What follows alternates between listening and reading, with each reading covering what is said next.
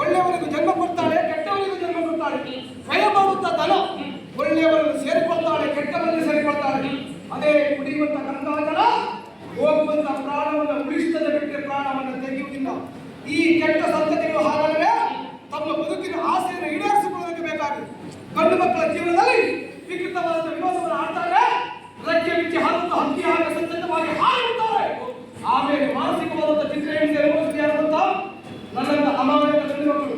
ಅದಕ್ಕೆ ಬೇಕಾಗಿ ನನ್ನ ಹೃದಯದಲ್ಲಿ ಪ್ರೀತಿ ಪ್ರೇಮಕ್ಕೆ ಅವಕಾಶ ಕೊಡುವುದಿಲ್ಲ. ವಂಶಿ, ಏನು ಕನ್ನಡಿಯಲ್ಲಿ ಕಲೆ ಇದ್ದಾಗ ನಾವು ಮುಖವನ್ನು ಕನ್ನಡಿಯಲ್ಲಿ ಗಮನಿಸಿದರೆ ನಮ್ಮ ಮುಖದಲ್ಲಿ ಕಲೆ ಇದ್ದಾಗ ಕಾಣಿಸ್ತದೆ.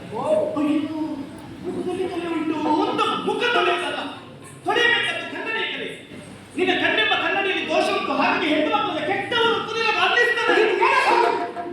ನನ್ನ ಹೃದಯದಲ್ಲಿ ಮತ್ತೆ ಪ್ರೀತಿ ಪ್ರೇಮವನ್ನು ಹುಟ್ಟು ಹಾಕುವುದಕ್ಕೆ ನಿನ್ನಿಂದ ಸಾಧ್ಯ ಇಲ್ಲ.